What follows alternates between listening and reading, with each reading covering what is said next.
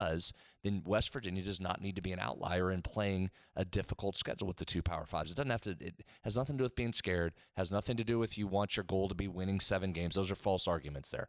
The fact is you don't get rewarded for playing those games. Go win games. Just win games. And this league is good enough that you're in a shot to play for a national championship. That's the point of this. This isn't about being scared or trying to do anything other than you are not rewarded right now in college football for that part of the equation. You're just not. I would just add to that, Chris, I hear what you're saying. I would say I don't think Neil is scared. I think that you just have to have, as these guys have said, smart scheduling. If it was Alabama and then an FBS and an FCS team, a group of 5 team, and then a lower-level team, I don't think Neil's got any problem with that. I think his point was, why are we banging our heads and playing these multiple Power Fives among the 3 conference games when no one else is doing it? So if it's just, I think our philosophy is this: let's do what everyone else is doing, and don't try to do more than that. That's all we're saying. And I think this new Big 12, I mean, we can be extremely competitive in this new Big 12. It's right there for you. It's going to be hard, like usual. You know, to your point, Hoppy, you know, you're not going to be like Ohio State. You're not going to be like Michigan. You're not going to be like Penn State. Never were. No, you never were. No. Before NIL, you just never were. That's just the world that it is. So you just continue to play. And this program has had success. This program will continue to have success. But I was just specifically talking about don't overschedule. That's all. Which you've been overscheduled. Oh, God. Worst ever. Real quick, 2007. You controlled your own destiny. You beat a bad Pitt team, and you're playing for a natty. Agreed? Agreed. Not even debatable. No. Right? Yes. You played Western Michigan, Marshall, Maryland, East Carolina, South Florida, Syracuse, Mississippi State, Rutgers, Louisville, Cincinnati, Connecticut, Pitt. And you were in control of getting yourself to a national championship. Who's the murderer's row there in that? That's now, not again, a difficult some of those Big East teams were better than people give them credit for. But there was no Alabama there. There was no Georgia there. There was no Ohio State there. There was no Michigan there. The stadium was packed. It was rolling. You were a national story. You do not have to play the most difficult schedule in the country. You just don't. Yeah. I'm wondering. This is another Rob from Oldfields. I'm wondering if we as West Virginia fans are trying to make ourselves more relevant than we really are. I feel like we're a top 25 program overall, but after some beverages, I'm starting to think it might just be us that believe that. No, I mean, historically, you're a top 25 program in both sports. And you finished last season top 25 in the coaches poll, so you're right there. This is a pretty interesting story. Chris from Jackson, Michigan. I grew up in Fairmont in the 80s. I'm going to speed read this. I grew up in Fairmont in the 80s, graduated from East Fairmont. Moves have taken me to Ohio and Michigan. I was thankful to discover this podcast a few years ago. It gives me a connection. I've lived in Michigan 23 years. From time to time, I see the flying WV logo. Recently, in a public waiting room, struck up a conversation with a guy who was wearing a UCF hoodie. I asked if he was a fan, started talking about their upcoming game with Colorado. I casually mentioned that I grew up in West Virginia and we'd be playing UCF later this year. He talked about last year's UCF West Virginia game. Then he noted, I had a cousin who played football for WVU. I was tempted to say, of course you did, but I kept that one to myself. My curiosity piqued. I inquired, who was it? Turns out it was none other than Pat White. We then went on to talk about the Pat White, Steve Slayton era of West Virginia football. An unexpected conversation that was too good to pass on. Thank you guys for providing a sense of nostalgia and connection to home for those of us who have been uprooted from almost heaven. Listening to you all is to the ears what eating a Colasesano's pizza or a Yan's hot dog and a pepperoni roll is to the taste buds. Thanks for your insights into the team we all love, for keeping it entertaining. Let's go Mountaineers. Chris from Jackson, Michigan. That was very nice. Yeah. That's why we created Connection 304. That's right. Always a connection. Always. I like a Yan's hot dog right now, too. Oof. Now that I could eat too. Those are good. You could have 2 of those? Oh, yeah. You'd have to have milk with those, right? Chocolate. No, probably a beer. Ooh. Connection 304. Yeah. Gentlemen, did I hear you correctly that homeless Dave went to North Carolina Wesleyan College in Rocky Mount, North Carolina? I was a freshman there in 1990. I quickly realized my lifestyle at that time was not compatible with a religious school, so I entered the transfer portal. Given West Virginia's reputation for partying, I took an official visit to Morgantown. There was no NIL, so I got all I got was a red Solo cup with my name written on it with a black Sharpie at a tailgate party. Yes. I committed on the spot. I remember one day as a student anxiously awaiting the newest Playboy party school rankings, only to be disappointed that West Virginia didn't make the list. Then we noticed an asterisk at the bottom of the page. Playboy declared us professionals, making us ineligible to be ranked. At that moment, I knew my work was done and West Virginia was my new home. Do you know when Dave attended? It's a small school, and I wonder if we crossed paths back in the day, signed by P1 Scott in Stafford. I sent that to Dave.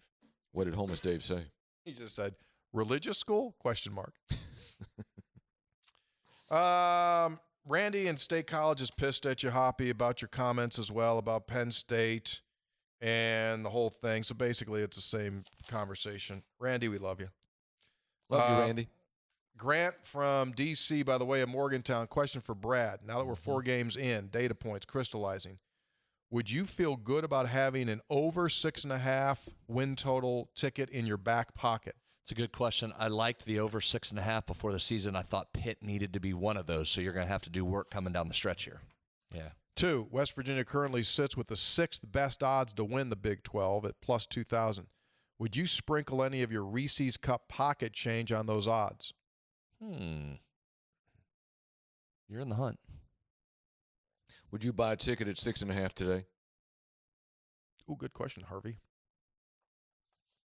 I'd like it a little bit lower because of the loss for Pitt. Yeah. I'd like them to give another one. Again, guys, it just comes down to that you've just had 2 literal coin flip games, the last 2, right? And you got a couple more coming up. You've got a couple more coming here. Now, he's looking at it the right way. You would want to buy that ahead of those games. Ideally, you would have liked to get them before the Kansas game on the future, but they're going to be in the mix. Utah looks really good, right? We joke about that. I mean, that was the preseason pick for a reason.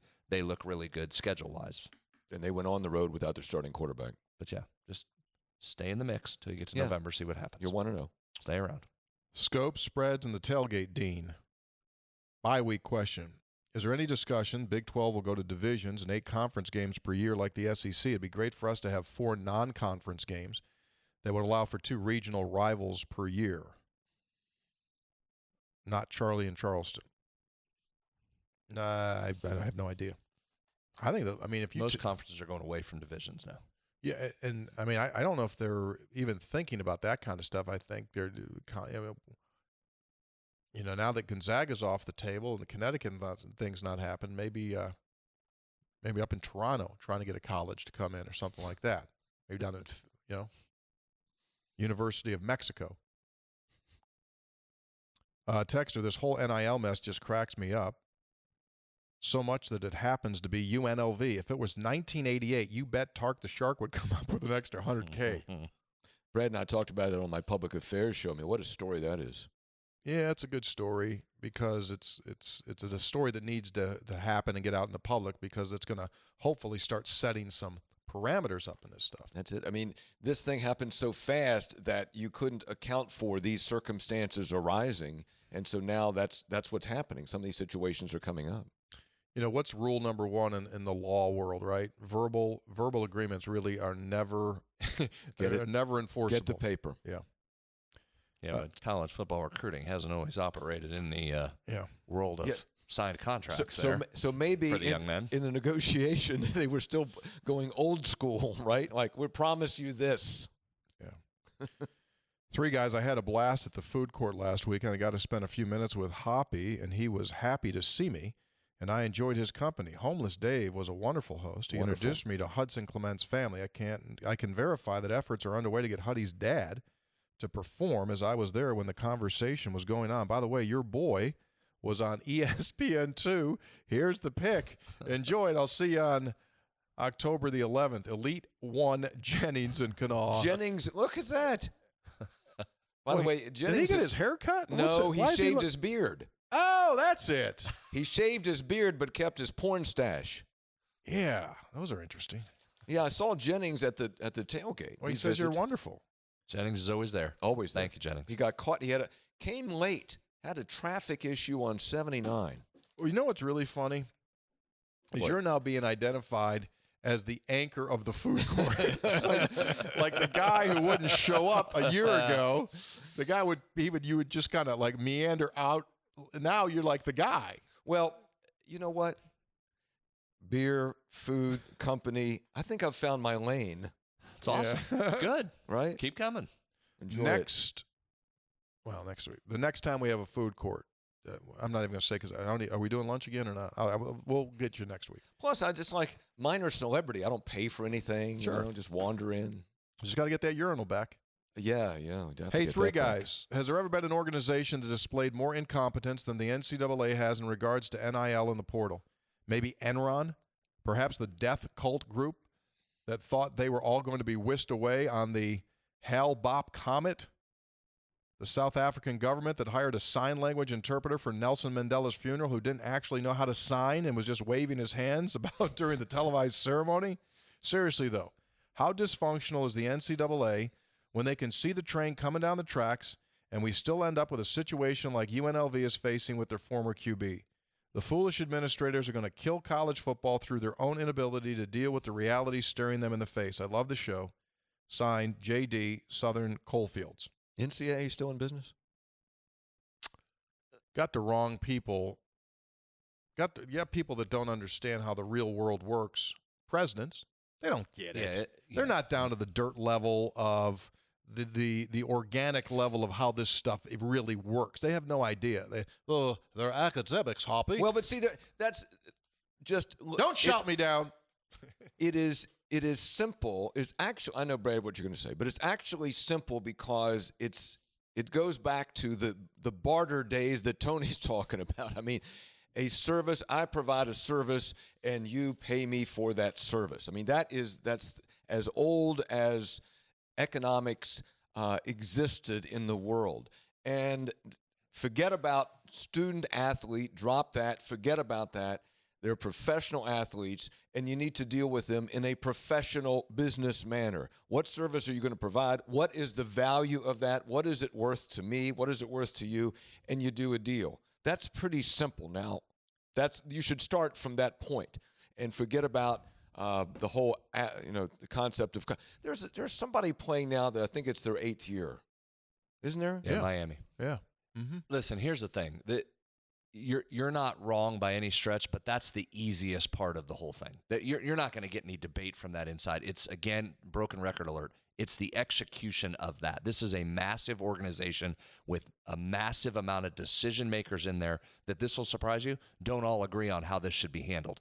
Add in every time a decision or a rule tries to be put in place, the organization is getting sued in court and losing on top of that. So this is not a defense of the NCAA. This is not a defense of member institutions. They're behind, and they've got to get caught up.